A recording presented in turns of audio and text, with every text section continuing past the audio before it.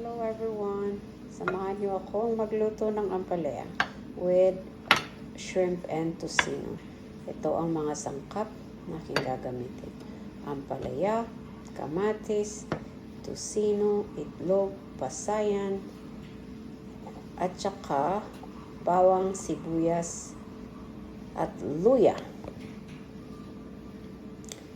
Gagamit nga pala ako ng olive oil. Kunti lang. Para mas healthy. Pagkagisa, olive oil ang aking ginagamit. Pag deep fry, tsaka ako gagamit ng vegetable oil.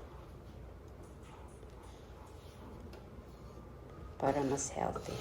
Painitin muna natin ng mantika, tsaka natin ilagay yung luya. And then, pag medyo lumabas na yung amoy ng luya, pwede na natin ilagay yung bawang at saka sibuyas.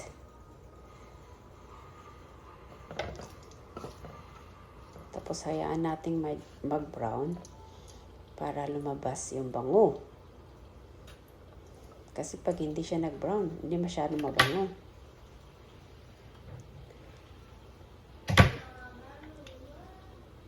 At saka nga pala pepper, black pepper. Para medyo may anghang.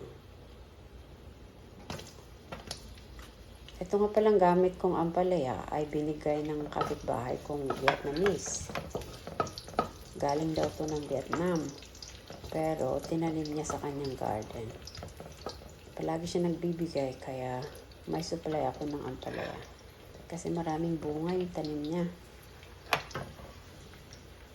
Hindi ako nakapagtanim ng ampalaya ngayon. Summer, ngayong year.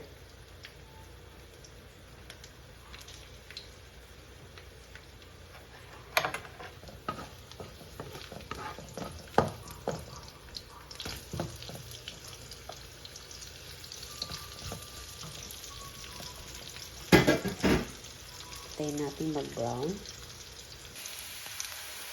Saka natin ilagay yung kamatis.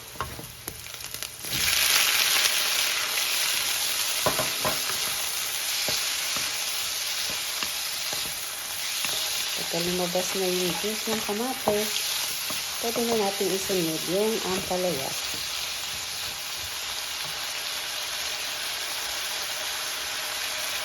At saka yung shrimp.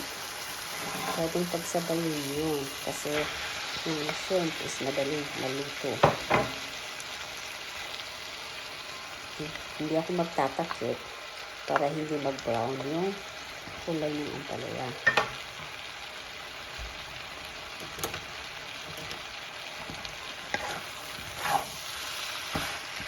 Inasan ko na lang yung apoy. Nilagay ko sa fire.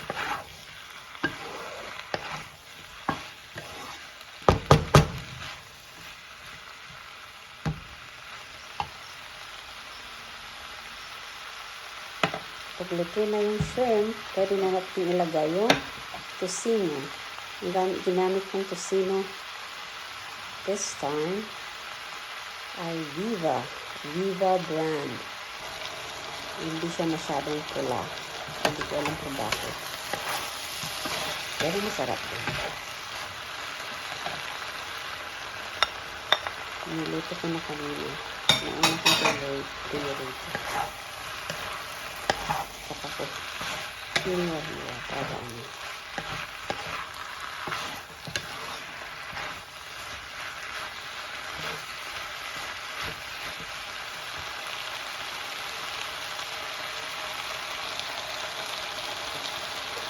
pwede na natin ilagay yung itlog.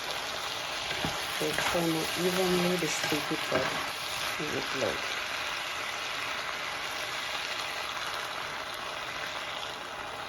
Tapos yung paminta.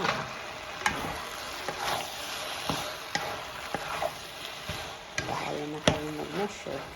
Pero yung paminta mas magandang damihan. At saka yung toyo.